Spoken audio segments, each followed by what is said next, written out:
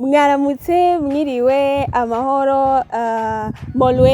Molweni aho abakunzi ba Nedo 257 mbonyene nibo baca babitahura kuri bashasha nawe muce musubira inyuma kugira mutahura ivyo mvuze. Ndabaramukije cyane nkongera ndabashimira cyane kuba mwahisemo kubana natwe kuri uno munsi. Nukuri Imana ibahezagiye cyane, ariko imbere yuko tubandanya reka ndabasabe ukaba uri mushasha ngaha ubanze ukore subscribe, hama uce ukora na like, hama uce ugira na commentaire tubwire uko ubona ibiganiro byacu bya Nedo 257 ari cyumvira ufise uduterere, hanyuma ibintu bandanye bigenda neza tubanze tuba umuryango munini cyane wa Nedo 257 wagutse kandi ushika kure cyane. Uno musi rero sinza kuvuga ibintu byinshi n'ukuri nta kintu byinshi nza kuvuga uno musi kuko murabona ko nicaye n'ahantu hahandi mpora mbwira amajambo menshi no musi nicaye. Uno musi mvuga amajambo make ko hari n'izuba. Rero uno musi twazanye Vanilla Vine. Murazi yuko nyene hari igihe umuntu aba afatiriwe, rero mva ni kwa kundi umuntu mvuga uti ntamufatiyeho sinzosira kumuronka, rero twamufatiyeho kandi umva ko ndavuga ngo bagira ko nk'umugi w'igisahira. Twaje tugira ko nk'umugi w'igisahira uheruka twako turaba filme yiwe y'amahasa, twavuga yuko tuzomurondera kugira ngo tumubaze ibibazo bimwe bijanye kuri ya filme. Mugabo nyene twavuga ati ko tumuronse reka tuce tugira ko tumaze n'utundi tubazo kujanye n'umwuga wiwe n'umwuga wa filme mu Burundi. Rero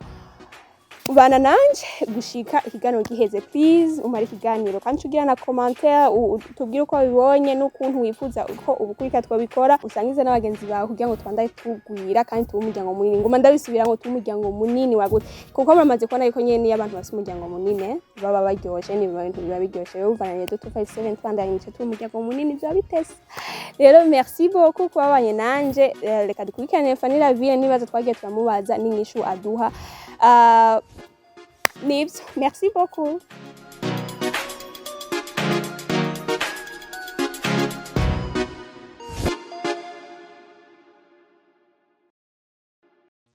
Shalom, ni Mama 3 fa, blessed woman, solution woman, Madame Kezimana, Uwimana Faxine, amazina niswe n'abavyeyi wanje, ariko uza kuba best influencer kubwa mwebwe bakunzi banje mu bandanya mushikira mukakurikirana imbuga zacu mukankunda nyine nawe muca bujo, kandi akaba na jewe Brenda ambassador wa Seka Nawe, ya company imwe mu Burundi ikora Cotex na Pampers nziza zimeze neza kandi zizewe. Ikibazo cya mbere ngo umwuga wo gukora filme ubona gute mu Burundi ugereranije no mu bindi bihugu? Umwuga wo gukora filme mu Burundi uragoye cyo kumwe no mu bindi bihugu, nibaza ko atamwuga n'umwe woroshe, ariko kandi ni umwuga ushobora kugutunga naho bikigoranye cyane mu Burundi. Rero nubwo ko ari umwuga ukiri hasi, abantu benshi bataratahura ngo bijukire gushigikira bashiremo uburyo bwabo cyangwa nyine badufate mu mugongo, kuko aro nitwo kurekereza ko gushika n'abantu abatumva ko dukina utugenegene ari utuntu nyene twikorera nyene dukina twa dukino, yangira ko nyene nuko byemvuga abantu barabambira ngo ndakunze gukina dukino sindabikunda, kuko ntabwo tuba turiko turakina, tuba turiko turakora. Imbaga ya filme y'amahasa twamenyeje gute ninde yazanye icyumviro ntibyagoranye gukorwa. Filme y'amahasa ukuntu byagenze ni Happy Diva yayikoze, nkuko niwe nyene yazanye no mu mwuga wo gukora filme, ndanamushimire cyane.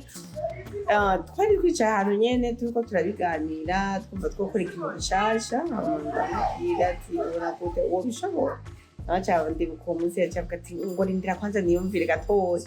ariko ariyumvira ndavuga ati ewe ubu mujama hava asara mu mutwe karabyumva, ndavuga ati ndiyoze basi tubireke ndumva ko bitokunda, cyangwa ngo yabyushoboka ngo reka tubigerageza n'ahari fresh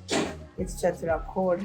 Twitegura ibikorwa bishasha ariko mwatangaje ko hari ibiri mu kuza. Ibikorwa bishasha byinshi birahari, hari ibikorwa bishasha byinshi, mbere hariho n'igikorwa ndiko ndakorana na Ciza, benshi bamenye ku izina rya Kimoko. Iyo filme azobari filme nziza cyane yitwa The Patience. Ndabatuye je kubwanje ndaryohewe kubona twayikoranye kuko n'umuntu nakuze mfana, namufana naza no muri bya filme. Rero urazi wa muntu wafana ukabona mugiye mu gikorwa kimwe, rero usanga ari ibintu by'umugisha biryoshye. Ni filme iryoshye cyane, nkina neza, twese bimeze neza, iyindi nayo iyindi filime ihari nshasha ni série yanje nanje ndiko ndakora izotangura kugaragara muko kwezi kuri imbere turindiriye tubanze tuyigirire lancement muzoca mumenyeshwa amatariki kubera ko iyo mwijukiye amasérie igituma jewe nijukiye amasérie nuko mfitanye partnership na RTNB ndanabashimire cyane kuko ntibyari byoroshye muri iyo myaka iheze kubona televiziyo y'igihugu itwizera ngo iduhe ijambo iduhe natwe ikibanza kugira ngo bashobore kuduha n'utwo dufaranga tw'agasabuni cyangwa tw'akadeplacement bivanye muri uwo mwuga wacu rero je nkora amasérie kubera iyo partnership mfitanye na RTNB kuko ntegereza kuba episode mu ndwi iminsi yose nkama ndiko ndabakunda rero iyo ukora ihera biragoye ko kwamubaha kubikunda ni iyihe nzitizi ya mbere muhura nayo muri industry ya film ibaza ko byo biva kuki ubwo ububasha bwo kubihindura bugeza gute inzitizi ya mbere duhura muri industry ya film ni uko amafaranga n'uburyo amafaranga kubera ko mvuga amafaranga kubera ko hari igihe amalocation abantu benshi kuko kwa kuntu batarabitahura hari amalocation tudashobora kuronka kwaguza bigasaba yuko uriya maison de passage bigasaba yuko uriya muri hoteli bakanakubija gufatayo ibyo urya ugasanga nawe uvise bw'ubuzima udashobora kuriha fagitire hajya ahantu no kuharihira rero nuko intambamyi ya mbere ni y'uburyo rero buca bugenda barakurikira kuko hari n'ibyo uba wifuza ikintu kanaka muga hariho nk'amafaranga gusa ukabona ntawe woronka ukafasha uwundi rero intambamyi ya mbere ni y'uburyo ukuntu nabikuraho ni ugutanga amafaranga cyangwa nkashyiraho binunze mu buryo bwa mbere bwo gukura ubukene cyane twe dukora uno mwuga ni uko habaho partnership hagati ya YouTube n'Uburundi kuko twebwe mu Burundi abantu bose baraba ibintu bari mu Burundi binjiza ubusa natwe dufite fanbase nini usanga ariyo nganye mu Burundi rero mu gihe nabo baba ibyo baraba byinjiza urumva ko twaca turonka agafaranga